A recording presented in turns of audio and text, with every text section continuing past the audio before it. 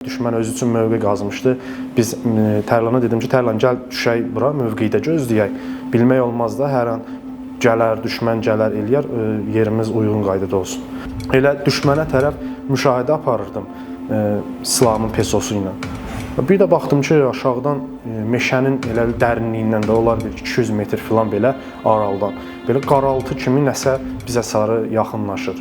Hadrutun hərbi hissənin təmizlədikdən sonra artıq bizə növbəti tapşırıqlar verildi və Hadrutdan sonra Ərgünəş dağıda səhv etmirəmsə, o istiqamətdə irəliləmək əmri gəldi.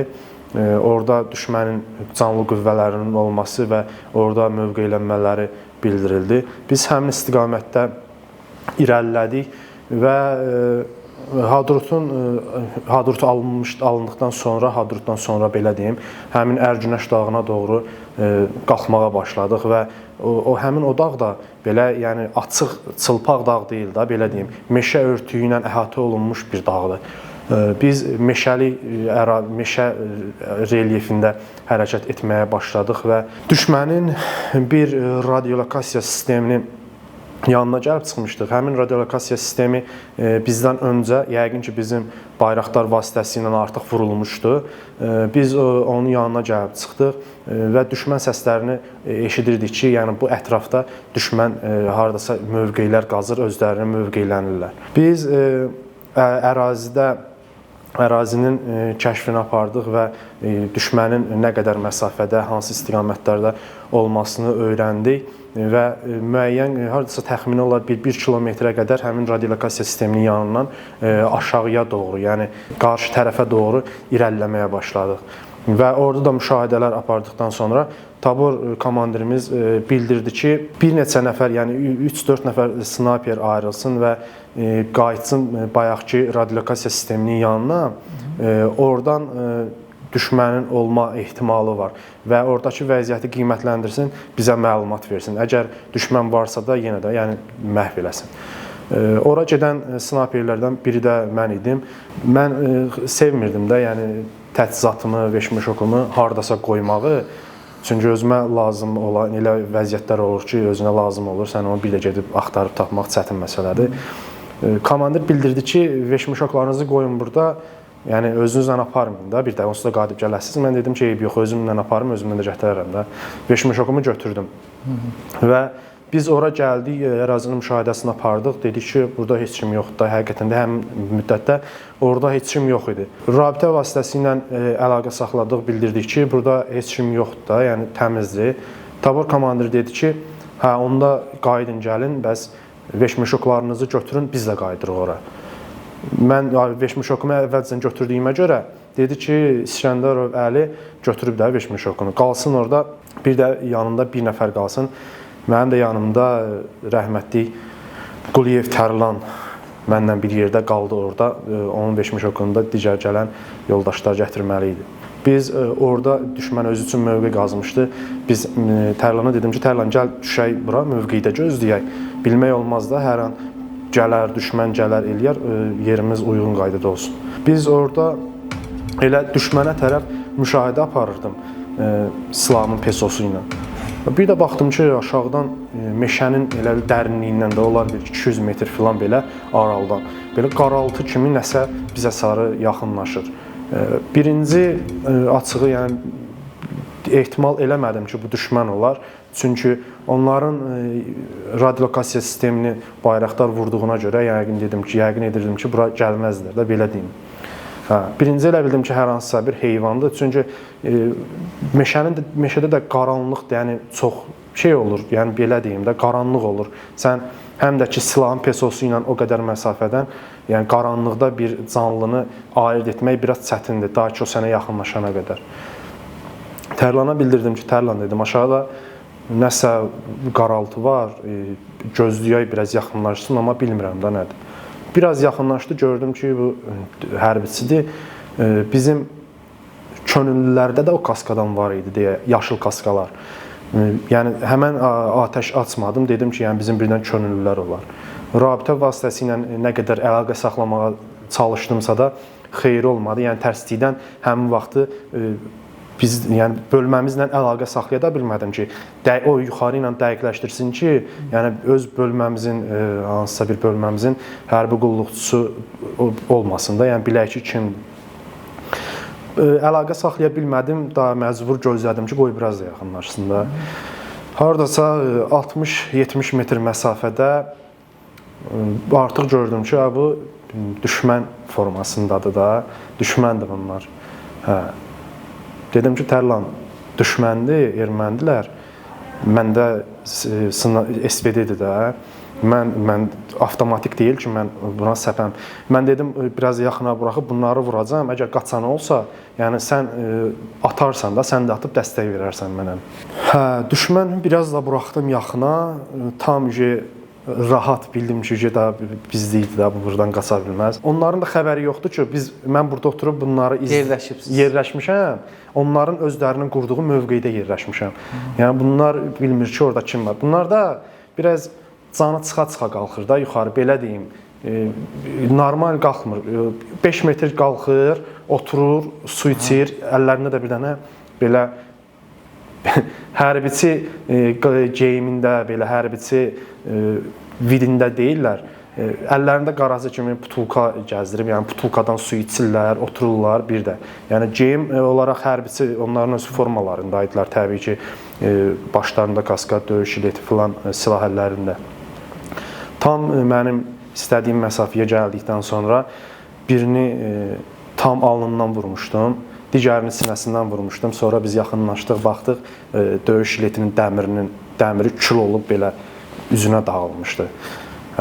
Digərini isə yaralamışdım. Ona yəni birini vurduqdan sonra ikisi girdi ağacın arxasına, başladılar qışqırmağa, bağırmağa.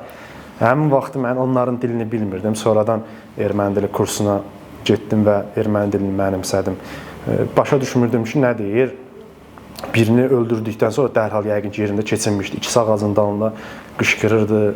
Ax Berzan, ax Berzan. Daha indi bilirəm ki, ax Berzan yəni qardaş deməkdir onlar da. Yəqin ki, o yerə yıxılan qardaşların dərdini çəkirdilər ona. Onu bağırıb çağırırdılar. Mən də başa düşmürdüm nə deməkdir. Elə bilirdim ki, bunlar elə bilir ki, atəş açan kimdirsə ax Berdi.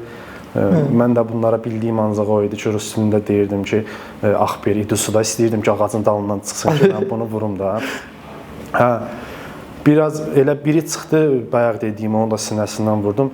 Bunu vuran kimi o üçüncüsü bildi ki, yəni bu şeydir da, mən bunu da vuracam. Başladı qaçmağa. Ziqzaq yaza-yaza qaçdı. Arxasından nə qədər atdım, yəni bildim onu mən vurdum. Ancaq yıxılmadı yerə. Qanını filan sonra getdim, baxdım, qanı oradaydı, ancaq yıxılmadı. Yaralı qaçdı yəqin ki. Sonradan mənim qarşıma YouTube-da çıxmışdı bir erməninin müsahibəsi. Hadrutda yaralanıb və eyni o səhnəni danışırdı. Birdən snayper bizi vurmağa başladı. Səngərimizə çatmağa az qalmışdı. Serjantım qaçdı. Özünü çatdırdı. O vurulmadı. Snayper dayanmırdı. Üstü açıq olan bir boşluq var idi. Səngərimizə çatmaq üçün oradan keçməli oldum. Orada biraz dincəldim, yorulmuşdum. Sonra durub qaçmağa başladım. Qaçanda snayper məni arxamdan vurdu. Yerə yıxıldım. O atəşə davam edirdi. Amma bir daha məni vura bilmədi. O da yəqin baxar sizin müsahibənizə. İnşallah. Mən burada bizim bu atəş səslərimizi bizim digər yoldaşlar da artıq eşidib, bir də gördüm təlaş içində hamısı gəlib çıxıblar ki, şeydir, bəs atəş səsləri nə idi burada? Dedim ki, baxın da, ikisini hazırlamışam yerdədir. Onlar daha çox idi, yoxsa elə 3 nəfər idi? Mən üçünü gördüm. Bəlkə də onların dazor buraxdıqları heyət idi. Artıq gerisi çəkildi, ehtiyat elədi ki, yəni daha çox ola bilərlər. Biz oradan sonra artıq digər tapşırıqlara yollandıq və növbəti həmin ərazidə növbəti tapşırıqlara. Çünki həmin ərazidə onlar artıq partizan şəklində yerləşməyə başlamışdılar. 10-10, 12-12 meşədə özlərinə mövqelər, yerlər qazaraq yerləşmişdilər. Bizim növbəti tapşırığımız deməli düşmənin həmin ərazidə növbəti mövqeyi üzərinə oldu. Bizdə olan məlumata görə orada düşmən sayı az olmalı idi. Biz düşmən arxasına keçmişik, onların həmin o yerləşdiyi yerə. Hücuma keçdikdən sonra orada yadımdadır, Xan Kişiyev Mədəd həmin elə ərazidə yerdə şəhid oldu, Allah rəhmət eləsin. Allah rəhmət eləsin. Xan Kişiyev Mədəd qarşıda gedirdi, yəni onun bir nəfər səhv eləmirəmsə polkovniki də öldürmüşdü və bir neçə hərbi qulluqçularını öldürmüşdü onların. Düşmənin xüsusi təyinatlısının 022-sini. Orada Xan Kişiyev Mədəd, orada qadın snayperlər də var idi. Bunları öldürdükdən sonra Mədəd onların arxasınca qaçdı ki, o qaçanları da vursun. Qaçdı, belə yüksəklik kimi bir yer var. Oradan baxdı, yəqin ki, onlar haradasa mövqeylənib, çönüb cerdən Mədədi atmışdılar başından, baş nahiyəsindən. Mədəd orada şəhidlik zirvəsinə ucalmışdı. Və ondan sonra biz yenə həmin istiqamətdə növbəti düşmən mövqelərinə hücuma keçdik və düşmən mövqesinə hücuma keçəndə demək biz belə meşədə bir uzun bir boyun kimi belə təsəvvürünüzə gətirin. Biz ora hücuma keçmişik. Bizim arxamızda demək düşmənin bölmələri qalıb postlar kimi də belə 10-12 nəfərlik. Onlar bu atış səslərini eşidib geriyə öz tərəflərinə qaçmaq istəyirlər və geriyə qayıdarkən görürlər ki, biz ortadayıq da, yəni bunlarla döyüşürük digər bölmələrindən. Bunlar da arxadan bizi mühasirəyə alıb bizə atəş altına aldılar da, belə deyim. Biz orada mühasirəyə düşdük. Və bu mühasirə, yəni insanın ən çətin anları nədirsə, yəni biz o çətin anlarımızı yaşamışıq. Çünki biz gözləmirdik orada belə bir vəziyyət alınar, biz orada puskuya düşə bilərik. Çətinliklə də olsa orada hətta bizim üstümüzə BMP-lərin belə çıxartmışdılar. Yəni o səhnə hələ də gözümün qabağındadır. BMP-dən çıxan alovu görürdüm də, belə deyim. Tam olaraq onlarda risk eləyib çıxartmırdılar. Belə yuxarı durmuşdu BMP-nin silahı və başımızın üzərində olan bütün ağacları belə deyim də, piçib bizim üstümüzə tökürdü. Yəni onlar elədilər ki, bir şey ki, bizi mühasirəyə alıblar, öz bölmələri. Bunların yəni hərbiçiləri ilə bizim aramız maksimum olar 15 metr, 20 metrdə, yəni ən uzağı olduğumuzu deyirəm. Onlar yəni o məsafədə ola, yəni bizim olduğumuz yerə minamyot zərbələri indirməyə başlamışdılar. Yəni öz hərbiçiləri ölsə belə də, belə deyim. Öz hərbiçilərini öldürmək bahasına olsa belə, yəni oranı minamyot zərbəsi ilə vururdular və orada biz xeyli yaralı verdik,